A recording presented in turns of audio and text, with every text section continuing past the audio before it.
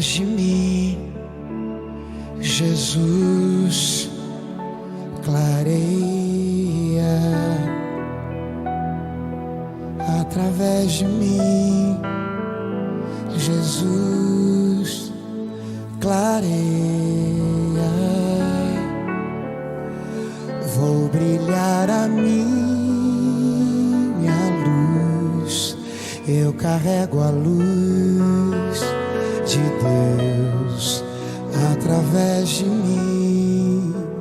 Jesus faz o quê? Clareia.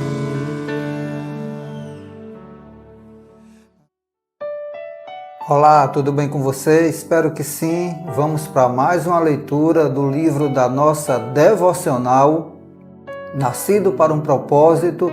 Descubra o propósito, o processo e o significado de ser promovido. Esse livro é de Bill Johnson, editora Chara.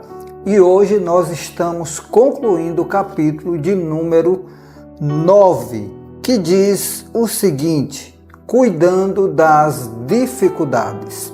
E hoje nós iremos ler o trecho que fala sobre arrisque tudo ou vá para casa. E ele começa dizendo o seguinte: Eliseu já tinha provado seu coração humilde servindo ao profeta. Ele também revelou sua resistência ao medo do homem em seu chamado inicial. Portanto, quando Elias faz a pergunta final, vemos o que tinha crescido em seu coração durante todos esses anos. A porção dobrada.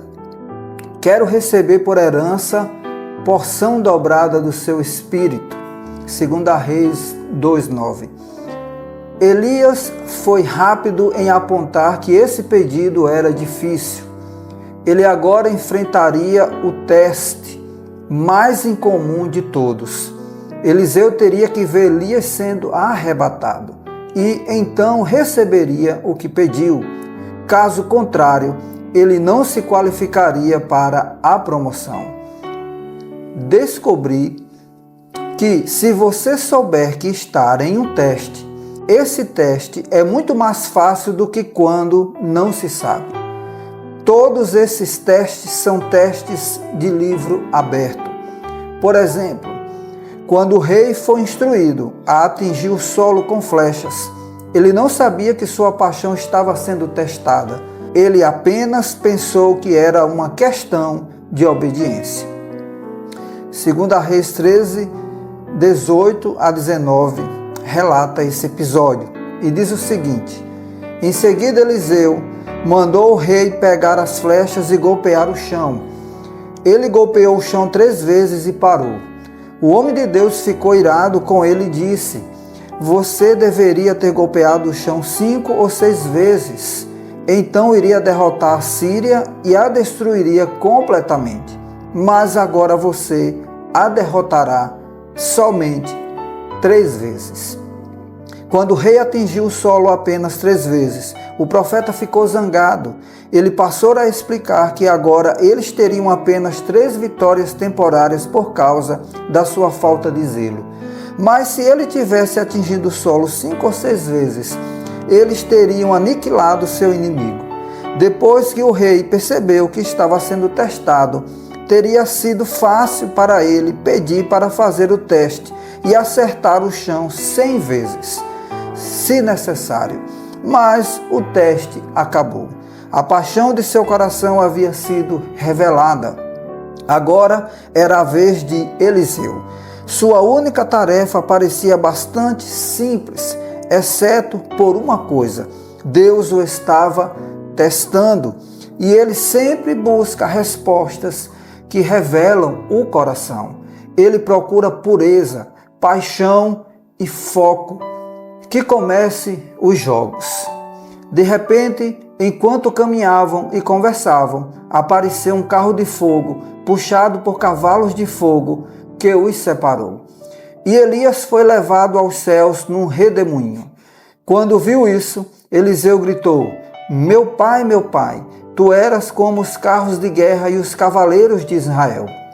E quando já não podia mais vê-lo, Eliseu pegou as próprias vestes e as rasgou ao meio.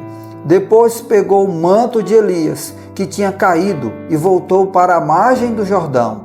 Então bateu nas águas do rio com o manto e perguntou: Onde está agora o Senhor, o Deus de Elias?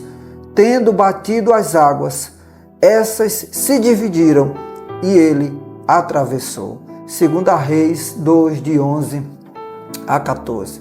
Talvez você tenha ouvido um sermão ou um antigo hino sobre Elias sendo levado para o céu em uma carruagem de fogo. Isso não aconteceu. Ele foi levado por um redemoinho. O que significava a carruagem de fogo e os cavalos foram distrações sobrenaturais enviadas por Deus para ver se Eliseu continuaria com sua designação, que era ver Elias sendo arrebatado. Se ele não conseguisse passar no teste, ele ainda seria o herdeiro aparente de Elias. Ele seria o profeta mais respeitado da época, mas a porção dobrada não seria dele. O nível de unção que ele estava pedindo causaria problemas se ele pudesse se distrair com as atividades dadas por Deus que estavam fora da sua designação. Uma coisa é sobreviver às distrações da carne e do pecado. Outra, bem diferente, é sobreviver a algo tão glorioso quanto o céu invadindo a terra dessa forma. Mas por que ver isso não era a sua missão? Ele teve que lutar para manter o foco e ele conseguiu. E o resto é história. Eliseu pegou o manto que caíra do céu e bateu nas águas como Elias havia feito, perguntando: Onde está o Deus de Elias? As águas se separaram. Eliseu descobriu onde estava o Deus de Elias. Ele estava agora com ele. Eliseu tinha acabado de receber a promoção mais significativa de qualquer profeta da história. E ele realizou exatamente o dobro de milagres que seu pai Elias, o protótipo do profeta final, João Batista. 2 obstáculos incomuns, rejeição e promoção, foram dados a Eliseu para que ele pudesse entrar nesse lugar maravilhoso de significado perfeito. A paixão pela porção dobrada não veio de uma palavra profética dada a ele quando o manto foi colocado sobre os seus ombros. Esse desejo foi liberado sobre ele, porque já estava primeiramente queimando em seu interior. Claro, foi Deus quem o colocou lá, mas ele carregou fielmente aquele fogo até o seu cumprimento, o que é raro e caro.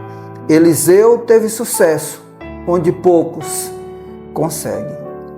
Que mais uma vez o Espírito Santo tenha falado ao seu coração, através desse capítulo e através dessa leitura, e que possamos tirar lições, que o Senhor nos dê sabedoria. Assim como Ele deu sabedoria à mulher cananeia para lidar com aquela situação, deu a Eliseu também essa sabedoria para lidar com essa situação. E hoje nós estamos aqui lendo suas histórias que foram escritas por Deus, de um propósito cumprido. Que Deus nos abençoe, que você possa ser essa candeia, essa luz, que você possa ter sabedoria e que você possa ser a presença de Deus por onde você andar, para que o nome do Senhor venha a ser glorificado. Então, que Deus te abençoe. Este é o capítulo de número 9. A nossa próxima leitura será do capítulo de número 10. Vamos continuar nessa jornada. Vamos permanecer nela e vamos concluir a leitura desse livro para a honra e glória do nome do nosso Deus. Que Deus te abençoe e até a nossa próxima oportunidade. Se você ainda não é inscrito neste canal, se inscreva, compartilhe, deixe o seu like, comente e, acima de tudo, seja uma candeia. Eu sou o pastor Varley, da comunidade Candeias, em Maceió. Um abraço e que Deus te abençoe.